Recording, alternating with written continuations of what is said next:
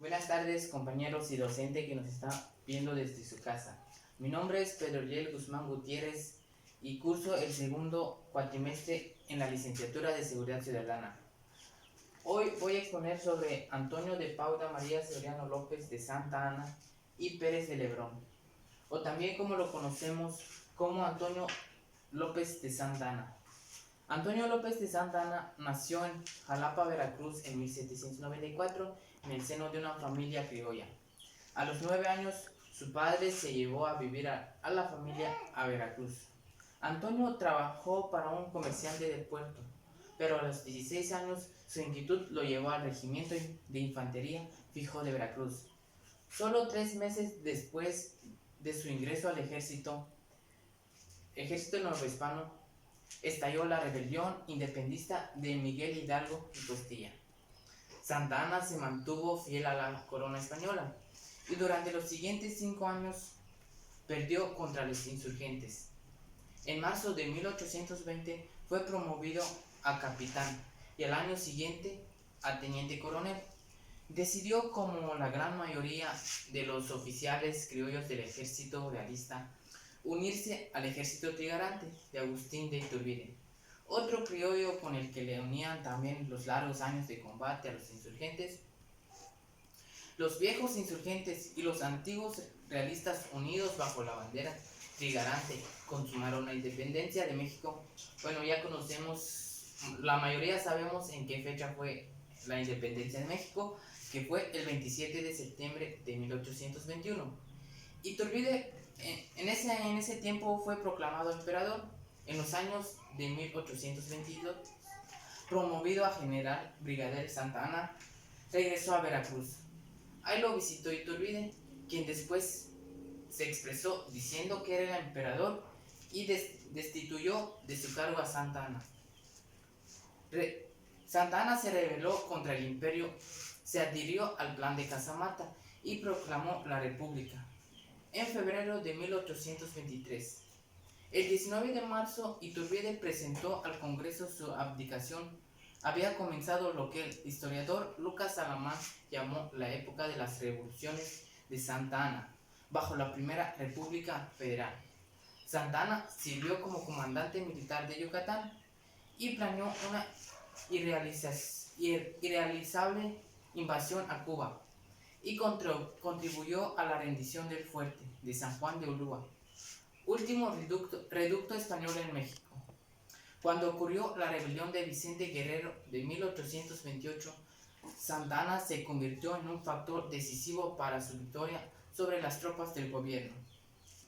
Se retiró entonces, como lo haría muchas otras veces, a la vida del campo, en su hacienda, pero solo por corto tiempo, ya que en 1829 acudió a combatir la invasión de reconquista española en Tampico, y pues con intrepidez alcanzó el triunfo. Se convirtió así en el hombre más popular de México, aclamado por poetas, recibido apoteósicamente en cada ciudad.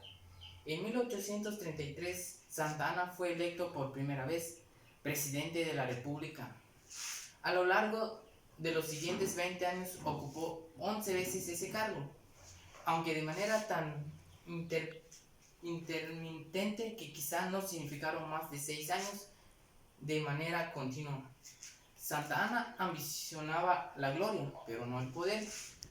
Gobernar lo fastidiaba, lo aburría y quizá hasta lo asustaba. Así que en 1833 dejó el poder prácticamente en manos de su vicepresidente Valentín Gómez Farías, que emprendía la primera reforma liberal. Santa Ana observaba y medía la reacción de la sociedad cuando comenzaron las rebeliones. Santa Ana destituía Gómez Farías, desconoció al Congreso, modificó el rumbo del gobierno y estableció el centralismo, retirando facultades a los estados. En 1836, los colonos del territorio de Texas se rebelaron contra la constitución centralista y proclamaron su independencia. Santa Anna salió del retiro, levantó un ejército de 6,000 hombres y emprendió la marcha a gran velocidad hacia el norte de Campania.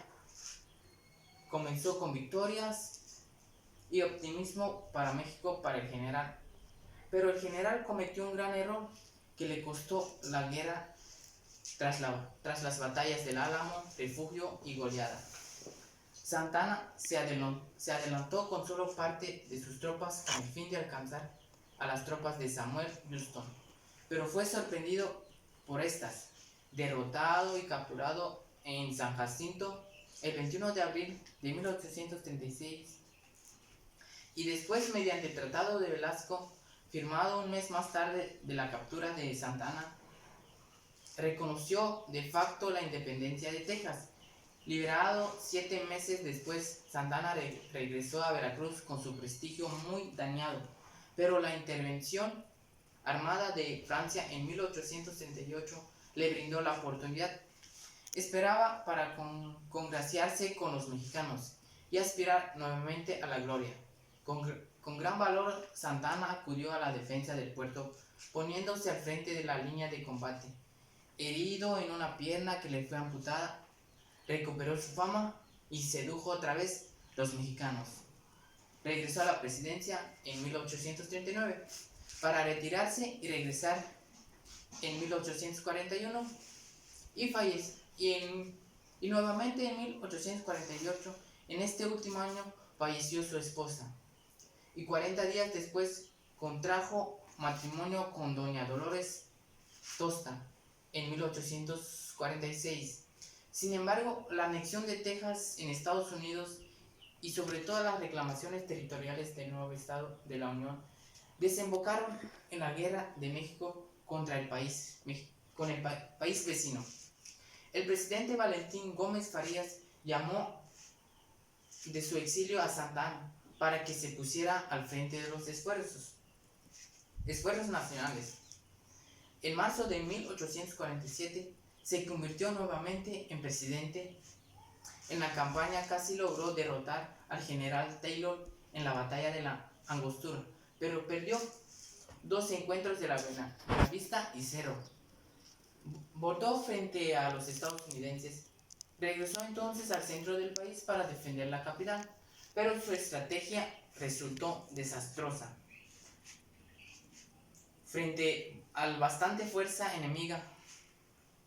Y después, el 16 de septiembre de 1847, la bandera de las barras y estrellas fue enarbolada en el Palacio Nacional.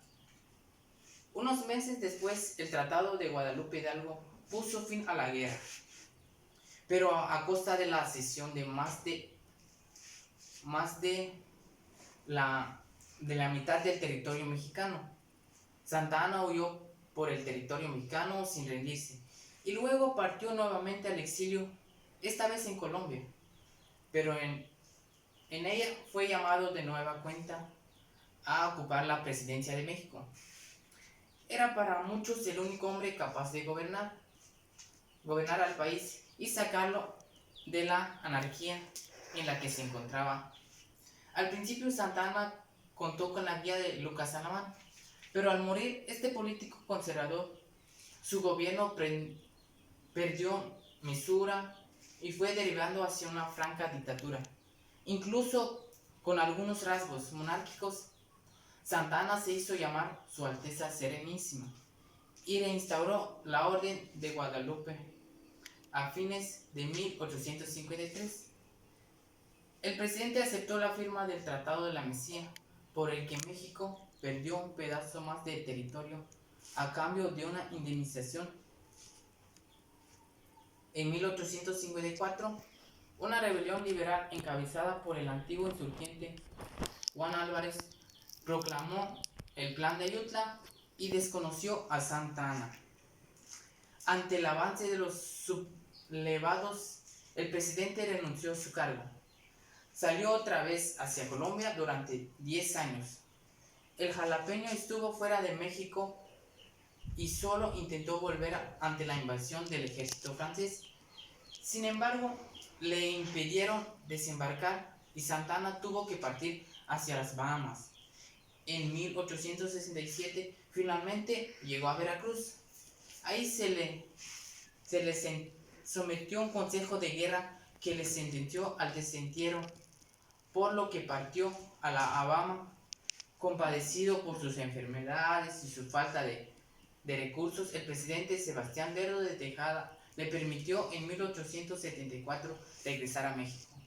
Santa Anna murió por ciego y olvidado por todos en su casa en la Ciudad de México el 21 de junio de 1876.